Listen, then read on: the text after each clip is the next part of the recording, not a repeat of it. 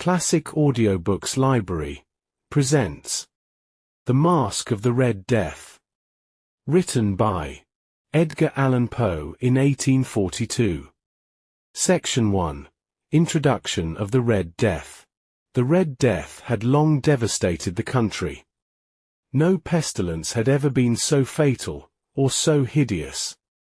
Blood was its avatar and its seal, the redness and the horror of blood. There were sharp pains, and sudden dizziness. Then profuse bleeding at the pores, with dissolution. The scarlet stains upon the body, and especially upon the face of the victim, were the pestban's signature, which shut him out from the aid and sympathy of his fellow men. And the whole seizure, progress, and termination of the disease occurred within the space of half an hour. But the Prince Prospero was happy, and dauntless, and sagacious. When his dominions were half depopulated, he summoned to his presence 1,000 hale and light-hearted friends, from among the knights and dames of his court. And with these, he retired to the deep seclusion of one of his castellated abbeys. This was an extensive and magnificent structure, the creation of the prince's own eccentric yet noble taste. A strong and lofty wall girdled it in. This wall had gates of iron. The courtiers, having entered, brought furnaces and heavy hammers, and welded the bolts. They resolved to leave means neither of ingress nor egress, to the sudden impulses of despair, or to frenzy from within, or to violence from without. The abbey was amply provisioned. With such precautions, the courtiers might bid defiance to contagion. The external world could take care of itself. In the meantime, it was folly to grieve, or to think. The prince had provided all the appliances of pleasure. There were buffoons, there were improvisatori. There were ballet dancers, there were musicians, there was beauty, there was wine. All these and security were within. Without was the Red Death. Section 2. The Castle and Seclusion. It was toward the close of the 5th or 6th month of their seclusion, and while the pestilence raged most furiously abroad, that the Prince Prospero entertained his 1,000 friends at a masked ball of the most unusual magnificence. It was a voluptuous scene, that masquerade. But first, let me tell of the rooms in which it was held. These were 7, an imperial suite. In many palaces, such suites form a long and straight vista, while the folding doors slide back nearly to the walls on either hand, so that the view of the whole extent is scarcely impeded. But here, the case was very different, as might have been expected from the Duke's love of the bizarre. The apartments were so irregularly disposed that the vision embraced but little more than one at a time. There was a sharp turn at every 20 or 30 yards, and at each turn, a novel effect. To the right and left, in the middle of each wall, a tall and narrow Gothic window looked out upon a closed corridor, which pursued the windings of the suite. These windows were of stained glass, whose colour varied in accordance with the prevailing hue of the decorations of the chamber into which it opened. That at the eastern extremity was hung, for example, in blue, and vividly blue were its windows. The second chamber was purple in its ornaments and tapestries, and here the panes were purple. The third was green throughout, and so were the casements. The fourth was furnished and lighted with orange, the fifth with white, the sixth with violet.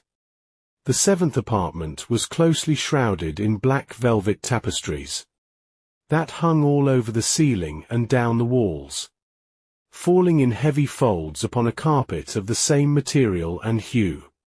But in this chamber only, the colour of the windows failed to correspond with the decorations. The panes were scarlet, a deep blood colour. Now in no one of the 7 apartments was there any lamp or candelabrum. amid the profusion of golden ornaments that lay scattered to and fro or depended from the roof. There was no light of any kind emanating from lamp or candle within the suite of chambers.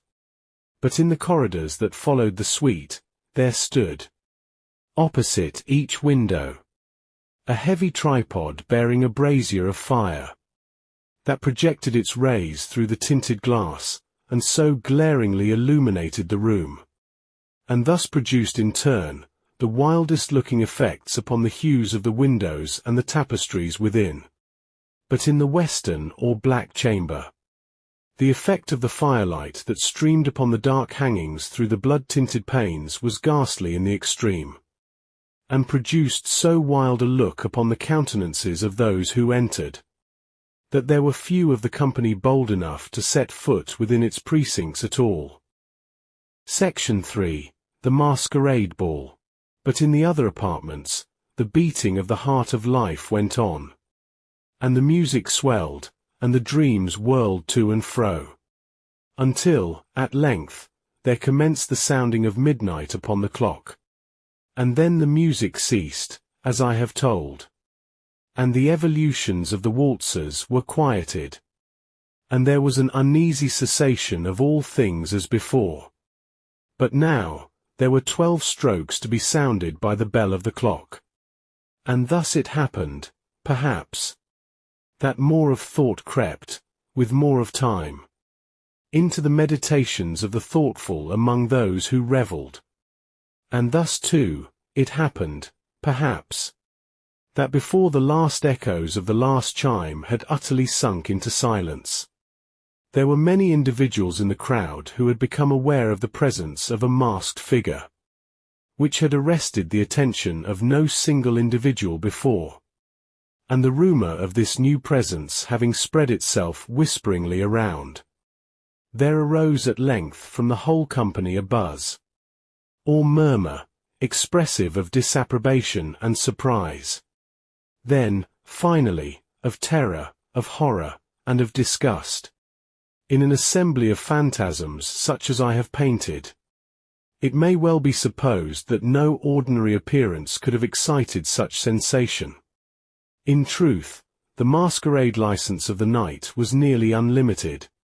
But the figure in question had out-Heroded Herod, and gone beyond the bounds even of the prince's indefinite decorum.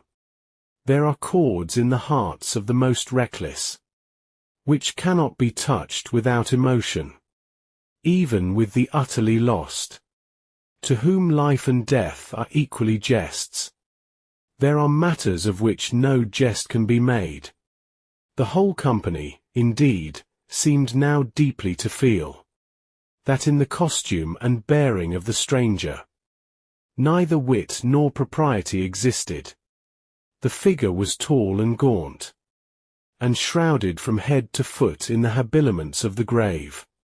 The mask which concealed the visage was made so nearly to resemble the countenance of a stiffened corpse, that the closest scrutiny must have had difficulty in detecting the cheat.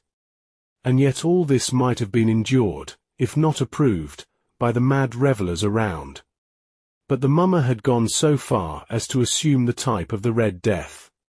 His vesture was dabbled in blood, and his broad brow, with all the features of the face, was besprinkled with the scarlet horror. Section 4. The appearance of the stranger. When the eyes of Prince Prospero fell upon this spectral image, which, with a slow and solemn movement, as if more fully to sustain its role, stalked to and fro among the waltzers, he was seen to be convulsed, in the first moment, with a strong shudder, either of terror or distaste, but, in the next, his brow reddened with rage. "Who dares?" he demanded hoarsely of the courtiers who stood near him. "Who dares insult us with this blasphemous mockery?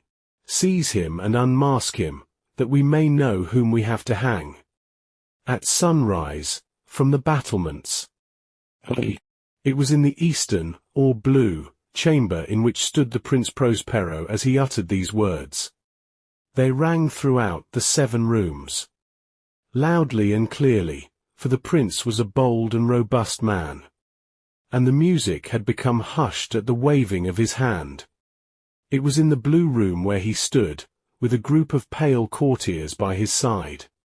At first, as he spoke, there was a slight rushing movement of this group in the direction of the intruder, who at the moment was also near at hand. And now, with deliberate and stately step, made closer approach to the speaker.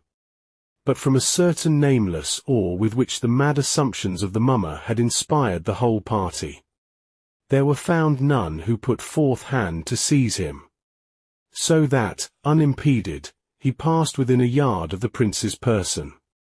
And, while the vast assembly, as if with one impulse, shrank from the centre of the rooms to the walls, he made his way uninterruptedly, but with the same solemn and measured step, through the blue chamber to the purple, through the purple to the green, through the green to the orange, through this again to the white, and even thence to the violet, ere a decided movement had been made to arrest him.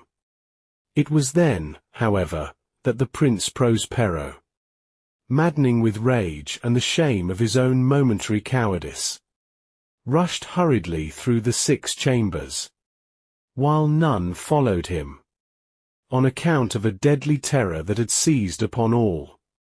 He bore aloft a drawn dagger, and had approached, in rapid impetuosity, to within 3 or 4 feet of the retreating figure, when the latter, having attained the extremity of the velvet apartment, turned suddenly and confronted his pursuer. There was a sharp cry, and the dagger dropped gleaming upon the sable carpet, upon which, instantly afterward, fell prostrate in death the Prince Prospero. Then, summoning the wild courage of despair, a throng of the revellers at once threw themselves into the black apartment, and, seizing the mummer, whose tall figure stood erect and motionless within the shadow of the ebony clock, gasped in unutterable horror at finding that the grave cerements and corpse-like mask they handled with so violent a rudeness contained no tangible form. Section 5. Final Despair and Death. And now was acknowledged the presence of the Red Death. He had come like a thief in the night, and one by one, dropped the revellers in the blood-bedewed halls of their revel, and died each in the despairing posture of his fall. And the life of the ebony clock went out with that of the last of the gay, and the flames of the tripods expired, and darkness, and decay, and the Red Death held illimitable dominion over all. This concludes the end of the story. Thank you for listening to Classic Audiobooks Library. To hear more free stories like this, be sure to subscribe and turn on notifications. We hope you'll join us again for more timeless stories and original works. Until next time.